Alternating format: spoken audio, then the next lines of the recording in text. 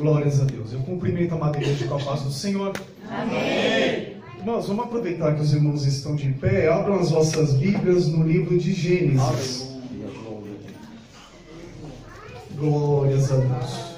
Glorificado e exaltado seja o nome do Senhor. Abram as vossas Bíblias no livro de Gênesis, capítulo 41. Primeiro livro da Bíblia de Gênesis, capítulo 41. Eu vou ler somente um versículo com os irmãos. Gênesis 41, versículo 38. Louvado seja o nome do Senhor.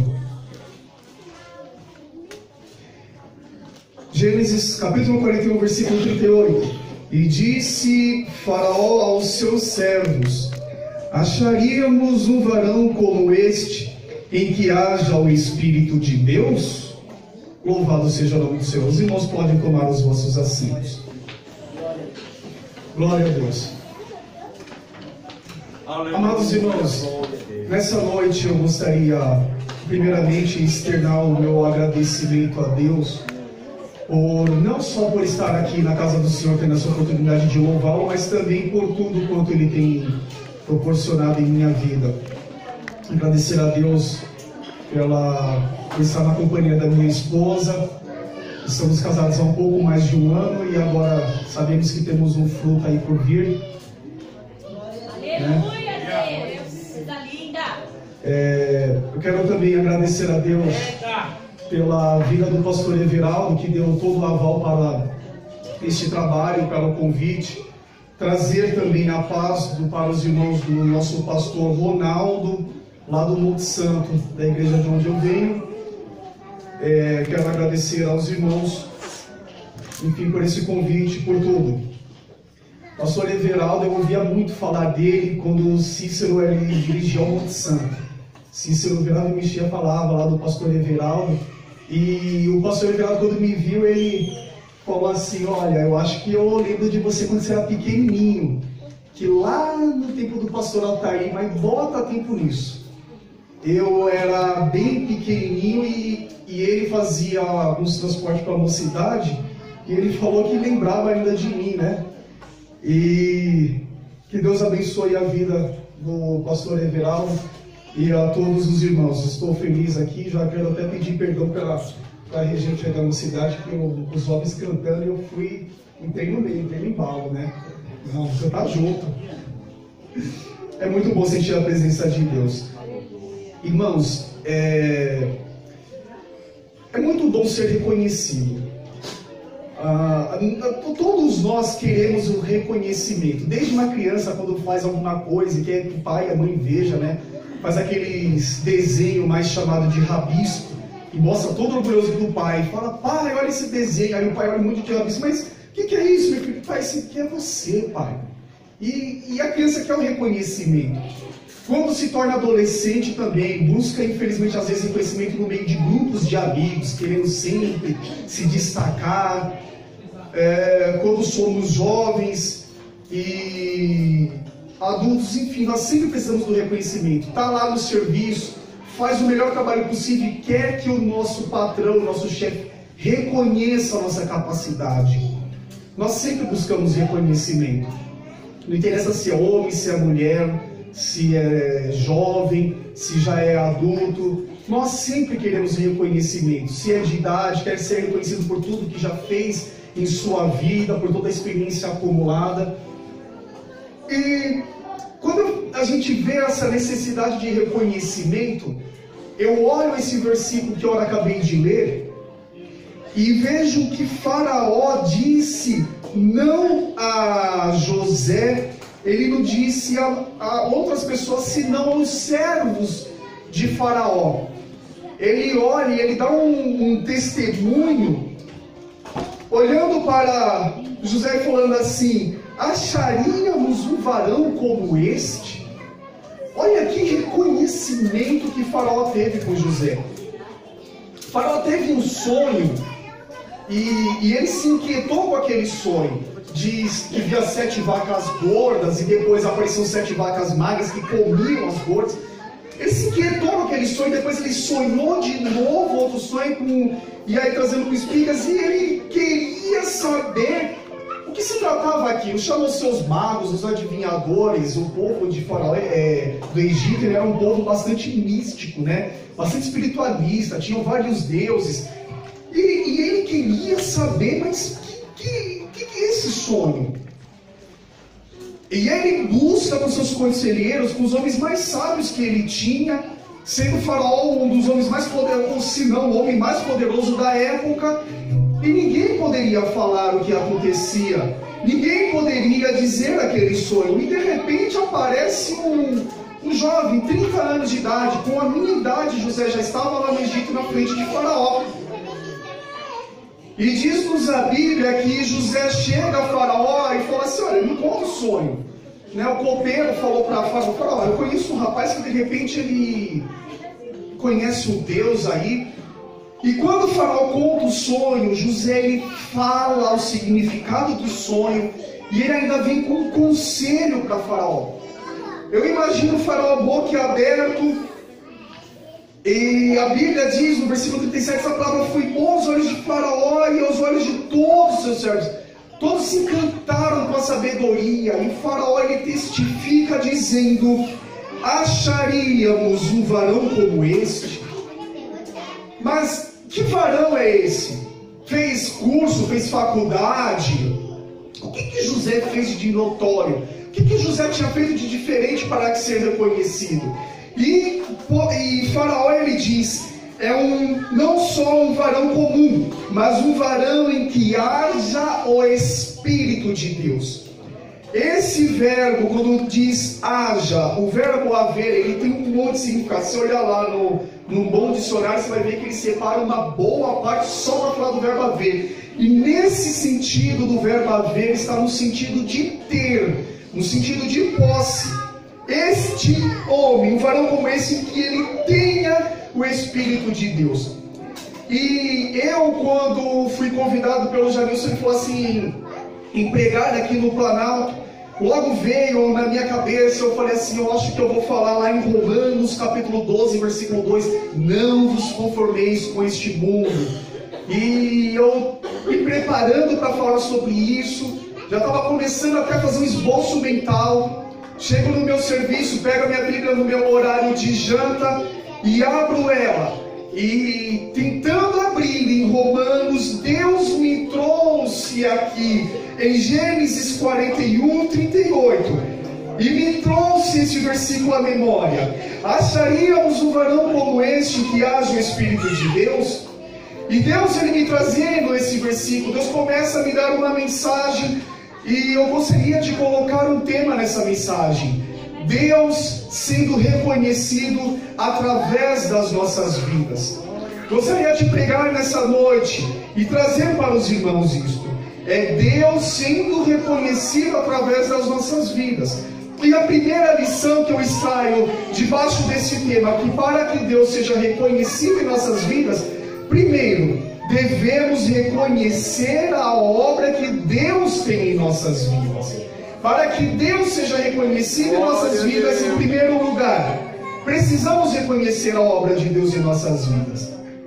E quando eu olho para a vida de José, qual era o reconhecimento que José poderia ter da obra de Deus? Porque José, irmãos, ele era criado no lar. Ele estava numa casa, numa família, e que provavelmente José não seria ninguém. Provavelmente José seria um Zé Ninguém. Ele tinha lá o seu pai com as suas mulheres, e tinha ali José seus 11 irmãos. A Bíblia vai nos contar a história de José, e provavelmente, se nós olhássemos com os nossos olhos carnais, José vai ser um homem para ser esquecido na história. Vai ser só mais um no meio de uma multidão. E quando a gente olha na família de José, irmãos, a gente fica boquiaberto. Como pode uma família ser um exemplo do que não pode acontecer numa casa?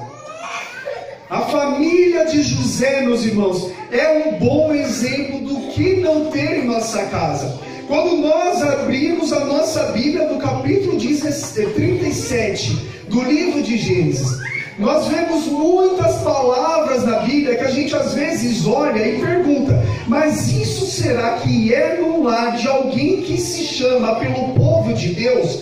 Porque senão, nós olhamos lá no capítulo 37, ao menos 18 citações diretas ou indiretas, de palavras como aborreceram, inveja, sobre fofoca. A gente vai falar de roubo, a gente fala sobre uma venda de escravo, fala sobre maldade, a gente ouve falar sobre conspiração, sobre zombaria, sobre morte, tentativa de morte, e a gente ouve falar também em mentira. A gente ouve falar todas essas palavras no capítulo 37, e somente um capítulo da Bíblia, em pelo menos 18 vezes, falando de uma única família. E quando a Bíblia fala e aborreceram seus irmãos, porque José trazia uma fama, ele ia falar dos seus irmãos, a Bíblia falava que os irmãos por isso o aborreciam. E aí depois José ganha do seu pai, que amava mais a um filho do que a todos os seus outros filhos, que já era um pai que não sabia lidar ou educar os seus filhos, ganha uma túnica de várias cores. E a Bíblia diz que os irmãos aborreciam agora ainda mais. Então, um aborrecimento de tipo assim, esse irmão só fica nos entregando. Um aborrecimento de eu não gosto muito desse meu irmão, eu não vou muito com a cara dele, é uma coisa. Mas a Bíblia vai nos dizendo que isso se intensifica com a túnica, e vai se intensificar com o sonho, se intensifica com o próximo. E a Bíblia vai dizendo que esse aborrecimento você pode traduzir como ódio. Então você está falando no lar de pessoas que se dizem filhos de Deus, e a gente está ouvindo falar de irmão que odeia irmão, a gente ouve falar que irmão que está invejando aquilo que o pai deu para o outro irmão e querendo se apoderar, e não somente querendo. A Bíblia diz que quando eles lançam José no poço, eles tomam aquilo de José, eles tomam a túnica, eles roubam a túnica, eles intentam a maldade, faz vendas, zombam. Olha lá o sonhador mor que vem vindo, e tem zombaria dentro de uma casa, de uma família, de um lar desestruturado. Mas Deus, ele chama José, mesmo em condições adversas. Deus, ele dá sonho a José, Deus, ele chama José, e Deus, ele confia em José. José está numa casa onde muitas vezes irão traí-lo. José está na casa onde o odeiam. José está naquela casa, mas é debaixo daquela casa que Deus, ele chama José, e ele levanta José. E Deus não só levanta José no sentido de os irmãos um dia chegarem e pedirem perdão e ficar por isso mesmo dentro da casa do seu pai, mas não, Deus levanta José de uma maneira tal, meus queridos, que José chega de escravo ao Egito para um governador do Egito. Deus, quando ele faz isso na vida de José, a Bíblia diz no capítulo 45, versículo 7, aquilo que a gente aprende como a primeira lição. A Bíblia nos diz no capítulo 45, no versículo de número 7: pelo que Deus me enviou diante da vossa face, para conservar vossa sucessão na terra, e para guardar-vos em vida por um grande livramento. A primeira lição para que Deus seja reconhecido através das nossas vidas é reconhecermos o nosso chamado. Porque José, como governador, ele poderia chegar nos seus irmãos, pisar nos seus irmãos, como a gente ouve muitas letras de hino por aí, diga-se de passagem. Não, os seus irmãos, os seus inimigos terão que olhar e ver o que o Deus te deu, e eles agora vão ter que ficar pedindo esmolas para vocês. E a gente ouve aquele no lado: e a sua vitória vai ter sabor de mel. Quem te viu na prova, ele não te ajudou. Quando vai te ver na bênção, eles vão se arrepender. E a gente ouve essas coisas como se fosse certo, como se fosse evangelho, e não é evangelho, porque o reconhecimento tem que ser da obra que Deus tem nas nossas vidas. E José entendeu que Deus não estava exaltando José. Deus não tirou José lá de baixo para colocar como governador, para mostrar para os irmãos que José era o mais bonito, que José era o mais forte, que José era o que mais podia. Mas Deus levanta José porque Deus tinha um propósito com a descendência do pai de José. Temos que reconhecer a obra que Deus tem nas nossas vidas. Você não é nada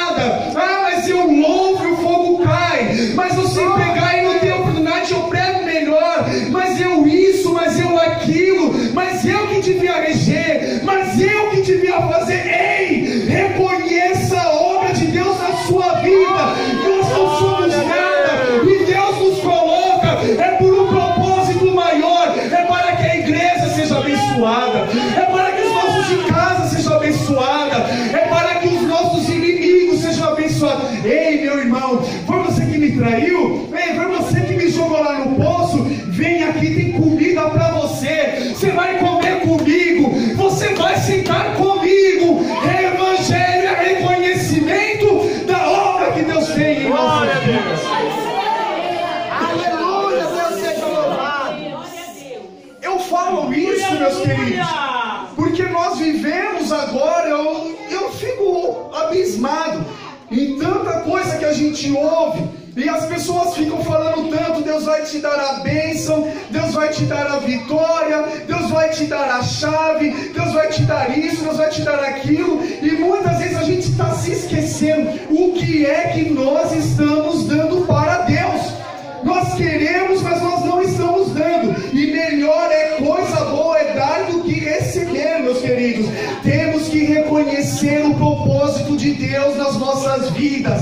Deus não nos chamou para fazermos melhor do que ao outro, mas Deus nos chama para que a igreja por inteiro seja abençoada. A bênção de Deus não é só para mim, mas a bênção de Deus é para todo o seu povo. Glória a Deus.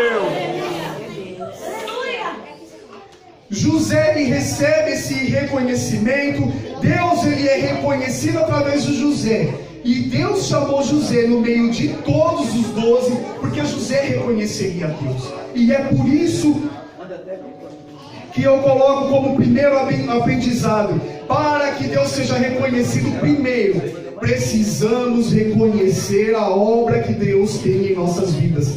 Em segundo ponto que eu gostaria de trazer para os irmãos, que o reconhecimento, meus queridos, ele veio de fora.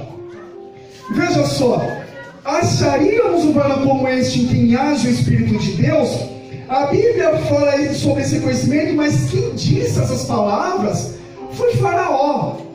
E é interessante isso, porque muitas vezes a gente está querendo ser o reconhecido, ou querendo o testemunho do próprio pai nosso, da nossa mãe, e a gente se satisfaz: não, minha mãe falou isso de mim, porque não existe filho ruim, né? Toda mãe bota o filho como se fosse o maior príncipe da terra.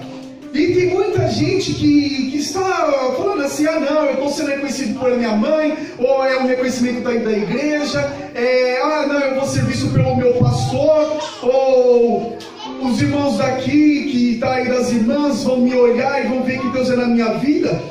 Só que é interessante que esse reconhecimento não está dentro da casa de José. Esse reconhecimento, ele vem de um faraó, de um camarada que é idólatra. Não é de qualquer um. E a gente, quando vê na Bíblia que o reconhecimento veio de fora, eu gostaria que os irmãos entendessem isso, que para Deus ser reconhecido através das nossas vidas, em segundo lugar, Deus, ele não quer que você seja reconhecido só aqui dentro. Deus quer que você seja reconhecido lá fora. Glória a Deus. Quando eu falo nisso, amados, a gente abre a Bíblia no livro de 1 Coríntios, capítulo 14, e quando a gente abre lá no versículo 25, aqui vem um texto bem doutrinário, e que provavelmente quem é pentecostal não gosta de fazer esse tipo de leitura. E eu quero trazer essa leitura porque é importante os irmãos ouvirem isso. No versículo 25, está falando aqui: os segredos do seu coração ficarão manifestos, e assim, lançando-se sobre o seu rosto, adorará a Deus, publicando que Deus está verdadeiramente entre vós. Quando Paulo ele está escrevendo e dissertando este capítulo para a igreja que fica em Coríntios, ele está falando e fazendo um paralelo do dom de profecia com o dom de variedade de línguas. E Paulo ele está falando que na igreja as pessoas estavam ali em Coríntios falando em línguas estranhas, e as pessoas que vinham de fora estavam vendo aquele movimento e eles não entendiam aquele movimento. Eles não estavam entendendo. Falaram: mas que língua é essa que esse povo está falando que eu não estou entendendo nada? E Paulo, quando ele traz este assunto, ele está colocando o dom de línguas estranhas acima do dom de profecia. E Paulo ele está exortando a igreja nisso. E ele diz que se alguém for falar em línguas, é melhor que profetize. Porque que proveito tem você falar em línguas? Essas são as palavras de Paulo. Se você não está gostando disso, você vai ter problema com Paulo, com a Bíblia. Não é comigo. É Paulo que está falando. E ele ainda fala, se for falar em línguas, que haja intérprete. Ou seja, a recomendação de Paulo é que haja a profecia do que o dom de línguas estranhas. Porque Paulo está entendendo que aquelas pessoas de fora não estavam entendendo o movimento e não estavam sendo edificados. É por isso que quando a gente está na igreja, a gente às vezes está lá falando no mistério, a gente diz que isso está edificando a nós mesmos. É claro que nós entendemos essa manifestação, esse poder. Então quando a gente às vezes vê o irmão falando em língua estranha, chega a gente já, oh glória! E aquilo vai pegando, porque nós entendemos que não é o contexto da igreja de Coríntios. Tinha gente que não entendia. É por isso que Paulo está falando isso. A recomendação foi essa. E quando ele fala da profecia, ele entra no versículo 25 falando isso. Porque se você profetizar, os segredos do coração deles de fora ficarão manifestos. Você trará, você profetizou, você falou. A pessoa vai ver isto. E assim ele vai lançar-se sobre o seu rosto e adorará a Deus. Publicando que Deus está verdadeiramente entre vós. É isso que Paulo está falando. E é essa a recomendação bíblica de Paulo. Quando ele está trazendo isso, é para que nós entendamos que Deus ele quer ser reconhecido também pelos de fora. Não adiantava a igreja ali dentro, os irmãos crentes falando em línguas, e o povo de fora não reconhecendo a Deus. E Deus quer ser reconhecido para com os de fora. Se não, veja bem o que aconteceu em 2 Reis, no capítulo 5. Quantos leprosos tinham em Israel? E a Bíblia nos diz que Naamã, chefe do exército da Síria, era povo inimigo. Inclusive, diga-se de passagem, até hoje inimigo do povo de Deus. E aquele chefe de exército, ele tinha lepra. E ele tinha uma empregada que era judia. E aquela menina fala assim, se o meu senhor conhecesse o profeta, ficava curado. Agora eu mostro para os irmãos, que mesmo em Israel tendo leprosos, Deus fez questão de usar Eliseu para curar Naamã. Naamã, quando ele vê que aí o rei ficou com medo, está buscando ocasião contra nós, rasga peste, eles vão vir, vão guerrear, o que será de nós? Eles vão falar, ei, mande vir, e ele verá que tem profeta em Israel, tem homem de Deus em Israel. Deus ele será reconhecido porque aqui tem homem de Deus. E quando Naamã veio, eu quero falar, e bate lá na porta, eu quero falar com o profeta Eliseu. Eles vão falar para o moço, manda ele lá mergulhar no Rio Jordão, 7 mergulhos.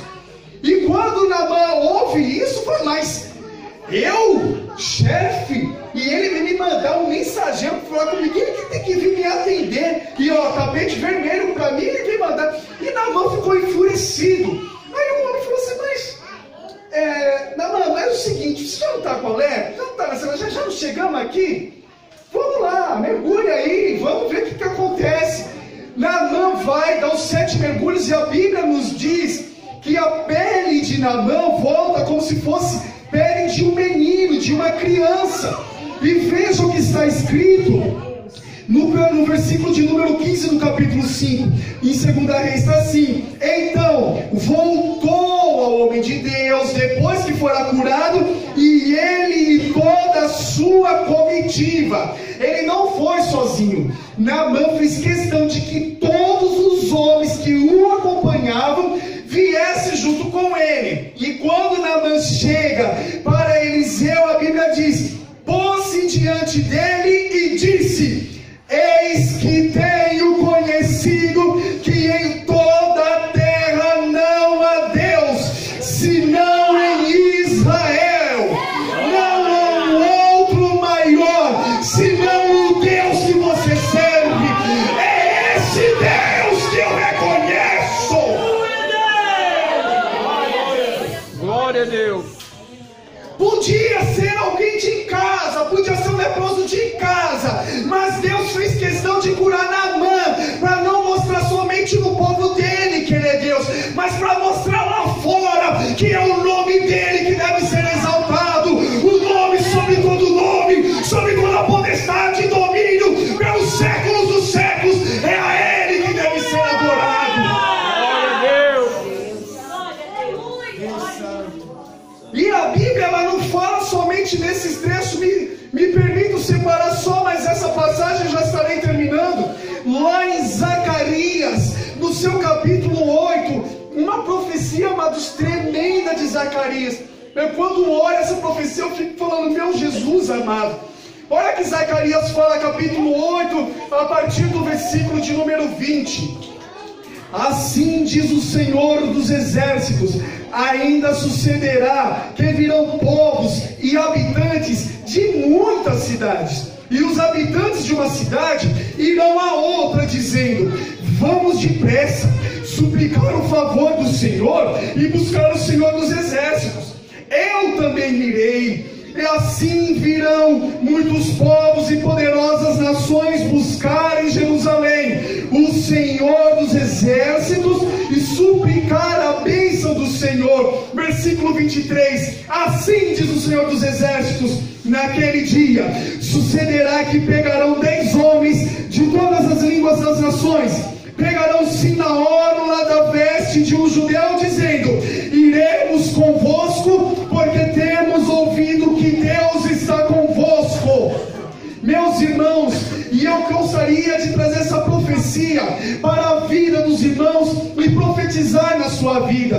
Virão povos de lugares que você jamais conhecia, e gente falando assim, ei, e indo na casa de outros, ou falando, vamos lá comigo, mas fazer o que? Você não ouviu falar no irmão Ciclano? Você não ouviu falar no Jardim Planalto? Vamos lá, meu querido, e verá de um bairro a outro bairro, e vão comentando, e vão falando, e falar assim, ei, vamos lá, mas é o seguinte, eu vou também, porque eu preciso ver, e vão pegar, diz-nos a Bíblia, 10 pessoas de cada um lugar, e virão e dirão, eu vou convosco, eu estou convosco, porque eu reconheço que o poder do Espírito de Deus é no meio do seu povo, é no meio daquela igreja. Meus queridos, o povo só ouvirá o Evangelho quando Deus for reconhecido, que seja reconhecido a Deus e não ao homem, que seja reconhecido o Criador e não a criatura. Glória a Deus. Aleluia. Muitas vezes estão buscando por aí, muitas vezes as pessoas estão indo na igreja, não, eu vou ouvir o pastor fulano porque ele cura. Ah, você ouviu falar no lenço do pastor, do pregador fulano de tal? E tem muita gente indo atrás de nomes. Ah, não, cantor, o grupo, o show. Meus queridos, que evangelho é esse? Tem que ser reconhecido o nome de Deus e não o nome do homem. Que Deus seja reconhecido na minha e na sua vida, para a glória e para a graça do nome do Senhor. Meus amados, o meu tempo já se foi. Eu gostaria somente de falar a última lição que eu aprendo, que nós precisamos ser cheios do Espírito Santo. Porque repare que José só foi reconhecido porque ele era cheio do Espírito Santo. Nós precisamos ser cheios, precisamos buscar o Espírito Santo. E o que é ser cheio do Espírito Santo? Porque tem gente que muitas vezes se engana. Uma coisa é ser cheio do Espírito Santo, outra coisa é ser cheio do poder do Espírito Santo. Ser cheio do poder do Espírito Santo é quando você tem de Deus, é quando você tem um dom. E Pedro chega lá para o paralítico e fala assim, ei, levanta, toma a tua cama e anda agora em nome de Jesus Cristo. É o que eu tenho, e isso é cheio do poder. E ser cheio do Espírito Santo quer dizer sobre o quanto Deus tem de você para Ele, é o quanto nós damos de nós. Nós temos os frutos do Espírito Santo, vivermos em santificação, para que o mundo nos reconheça. Precisamos ser cheios do Espírito Santo. gostaria de terminar e falar novamente. Para que o mundo reconheça a Deus nas nossas vidas, precisamos ser cheios do Espírito Santo. Não é ser cheio de carro, ser cheio de dinheiro, não é ser cheio de bênção, não é ser próspero, porque tem gente ensinando isso. Ah, porque você tem que ser próspero, porque São Paulo vai ver que você não é rico, e como vai reconhecer Deus? Ei! Você precisa ser cheio do Espírito Santo. Seja cheio do Espírito Santo, no nome santo do Senhor Jesus. E eu agradeço a sua oportunidade para a glória de Deus, Pai. Amém.